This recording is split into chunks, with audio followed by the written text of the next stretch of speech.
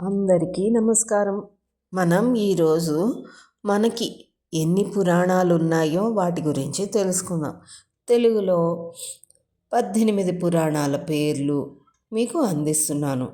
విష్ణు నారదాది పద్మ గరుడ వరాహ భాగవత మత్స్య కూర్మ లింగ శివ స్కంద అగ్ని బ్రహ్మాండ బ్రహ్మ వైవర్త మార్కండేయ భవిష్య వామన మరియు బ్రహ్మాండ పురాణాలు. ఈ జాబితాలో వివిధ రకాలు ఉన్నాయి. ఉదాహరణకు కొన్ని వైష్ణవ పురాణాలు, మరికొన్ని శైవ పురాణాలు, మరికొన్ని బ్రహ్మ పురాణాలు అన్నీ ఈ వర్గంలో ఉన్నాయి.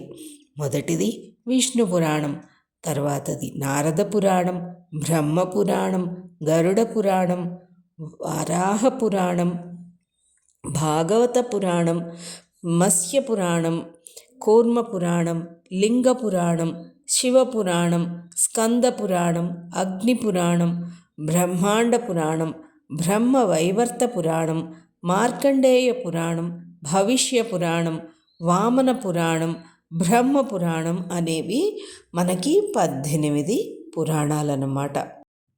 ఈ పురాణాలన్నీ కూడా రాసింది కృష్ణద్వైపాయనుడు అంటే వ్యాస మహర్షి రాశారన్నమాట. ఇవన్నీ కూడా మనం అష్టాదశ పురాణాల కింద చెప్పుకుంటూ ఉంటాం.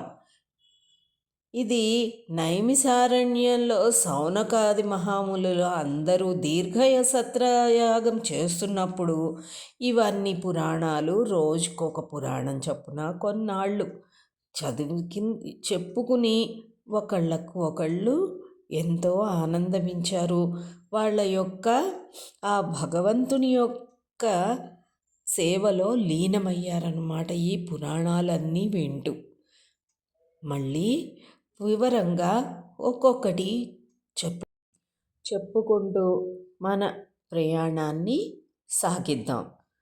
మనం ఈ పురాణాలని తెలుసుకొని దాంట్లో ఉన్న నీతిని తెలుసుకుందాం.